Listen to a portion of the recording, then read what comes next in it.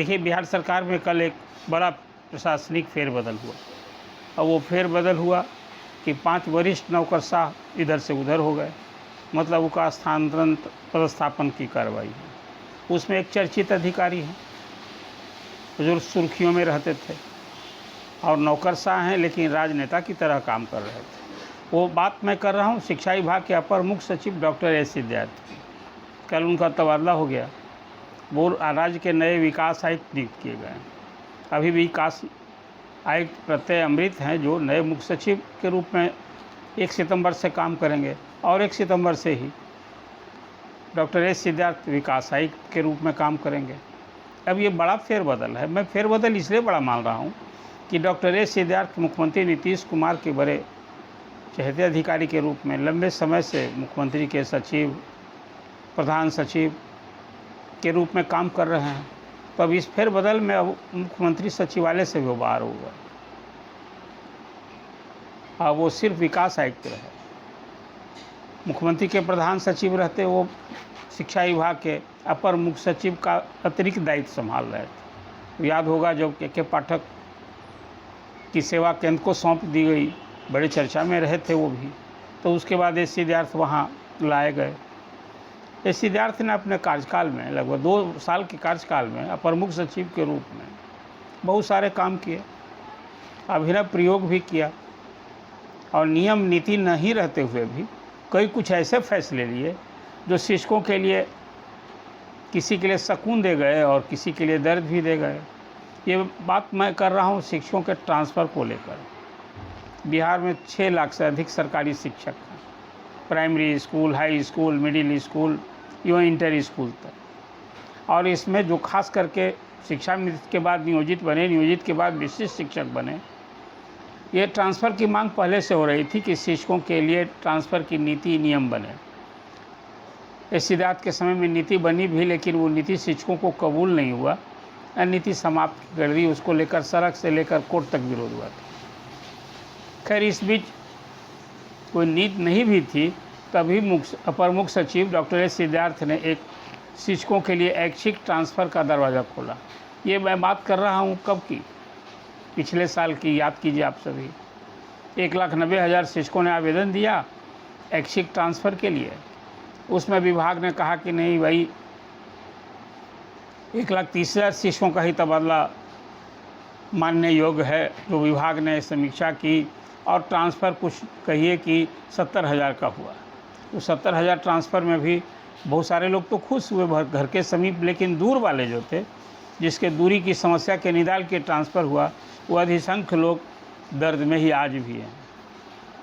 इसमें कई काम किया। अभी म्यूचुअल ट्रांसफ़र किया, फिर इसके बाद अभी प्रमोशन का काम, ये सब कुछ चल रहा था। अब तबादले की कार्रवाई करते करते खुद तबादला ले गए और अब विभाग से हट गए। कहते हैं कि वो हालत ऐसी ही रही। कल जब ये खबर आई तो शिक्षकों के लिए डॉक्टर एस सिद्धार्थ की ओर से यही कहा जा सकता है कि तेरी नज़रों से दूर होके मजबूर मुझे याद रखना। सीएम नीतीश कुमार के चहेते अधिकारी विकास आयुक्त तो बने। तो जो मैंने आपसे चर्चा की कि इससे प्रभाव क्या हुआ, प्रभाव हुआ कि फ़िलहाल शिक्षा विभाग में सुधार के उपायों पर अब प्रश्न चिन्ह लग गया है। शिक्षक कतिपय मांगों की पूर्ति के लिए और मनचाही पोस्टिंग की से राहत की जो उम्मीद लगाए बैठे थे, नेचुरल है इस सारे शिक्षकों को वो मज़दार में छोड़कर चले गए। अब तो सारी कार्रवाई एक तरह से ठप सी हो गई थी। एक बात मैं प्रारंभ से ही हमेशा कहता रहा कि भाई शिक्षकों को मनचाही ही पोस्टिंग कीजिए, लेकिन अब समय कहाँ है। एक बार मैंने ये भी कहा था कि अब ट्रांसफ़र की जो कार्रवाई है वो नई सरकार के ही समय में, चुनाव बाद ही अब मुमकिन होगा। हुआ भी वही। अब आ गए हैं, ये देखिए शिक्षकों की जो समस्या है पहले उसी का उल्लेख कर लेंगे।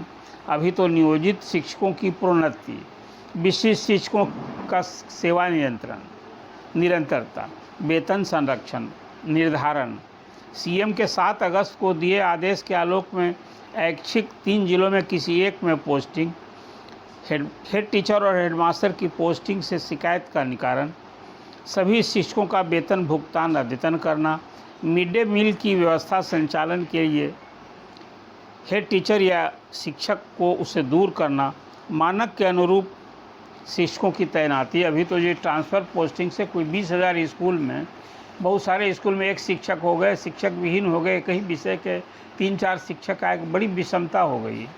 इसी की भरपाई के लिए इस विद्यार्थी ने यह भी डिप्टेशन के आधार पर पोस्टिंग की एक व्यवस्था कर रखी थी, और ये सब 10 सितंबर तक होना था, 1 सितंबर से 10 सितंबर तक। तब तो उनका ही तबादला हो गया। हालांकि जो टारगेट दे गए हैं, जो आदेश दे गए हैं, वो तो अभी भी कायम है। लेकिन अब ये देखना होगा। डॉक्टर एस सिद्धार्थ 1991 बैच के IAS हैं, और इसी साल 30 नवंबर को 2025 को वो रिटायर होने वाले हैं। मतलब 22 नवंबर तक असेंबली का चुनाव होगा। 22 नवंबर के बाद जब नई सरकार बनेगी, तो इन नई सरकार के पदारूढ़ होते होते विकास आयुक्त, ये अभी विकास आयुक्त के रूप में जो एस सिद्धार्थ काम करेंगे कल से, वो सेवानिवृत्त हो जाएंगे। अब नए अधिकारी आ गए हैं शिक्षा विभाग के, अपर मुख्य सचिव। मुझे एक हैरानी भी होती है कि शिक्षा महकमा बिहार का सबसे बड़ा वर्किंग फोर्स वाला ये डिपार्टमेंट है।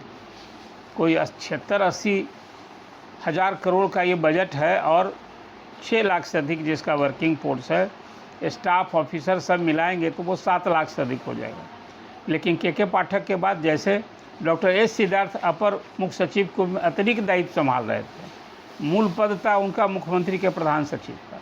इसी तरह से वी राजेंद्र अभी सामान्य प्रशासन के अपर मुख्य सचिव हैं, तो उनको शिक्षा विभाग का अतिरिक्त दायित्व दिया गया है।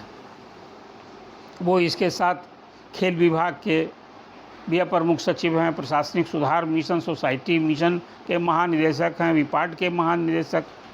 अब ये व्यवस्था अतिरिक्त जो मैंने आपसे कहा शिक्षा विभाग के कल से, वो संभालेंगे 1 सितंबर से। तो जो मैंने आपसे कहा कि शिक्षा के सुधार के उपायों के बीच नए ACS डी राजेंद्र हो गए हैं। लेकिन हुआ क्या प्रभाव? शिक्षकों को उम्मीदों पर पानी फिरा है, और डॉक्टर एस सिद्धार्थ की CM सचिवालय से विदाई हो गई है, और शिक्षकों को विभाग को मझदार में छोड़ गए हैं।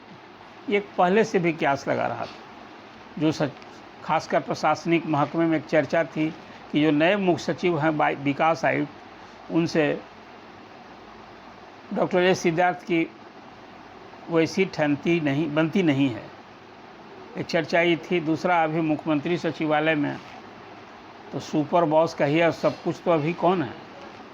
दीपक कुमार हैं। तो जब से उन्होंने अपर मुख्य सचिव का दायित्व संभाला था, तो उन्हें कहा भी गया था कि भाई अब शिक्षा विभाग को ही बढ़िया से दुरुस्त कीजिए। किया भी उन्होंने, रोज़ चर्चा में न रहते थे। विभाग का मंत्री कौन ही कम चर्चा होती थी। ये सिद्धार्थ हैं, और शिक्षकों से इंटरेक्शन करना, अपनी बोली शैली काम से, वो तो हमेशा सुर्खियों में रहे। अभी राजेंद्र एक ऐसे अधिकारी हैं जो पटना के DM और कई जिलों के DM रहे, बिहार सरकार के विभिन्न विभागों का दायित्व संभाला, केंद्र सरकार में भी थे। वो नाम और चेहरा चमकाने के वाले अधिकारी के रूप में उनकी पहचान नहीं है।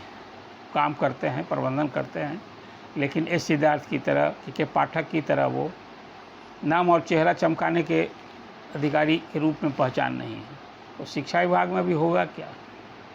अभी सितंबर भर में जो एक बात हो रही थी कि क्या TR 4 की परीक्षा होगी, उसके पहले स्टेट की परीक्षा होगी। और सबसे बड़ी बात है कि जाते जाते अभी सप्ताह में 2 दिन जो वीडियो कॉन्फ्रेंसिंग एस विद्यार्थ करते थे, और जिला शिक्षा अधिकारियों को जो उन्होंने निर्देश दिया था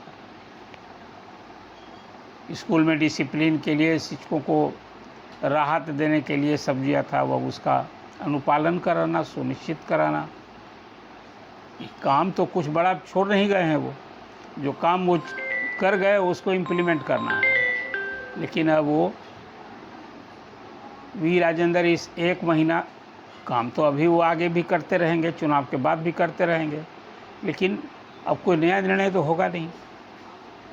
अब विभाग को चलाना है, तो शिक्षकों की परेशानी तो अपनी ही जगह सब जहाँ तहाँ था, सब एक तरह से ठप ही हो जाएगा।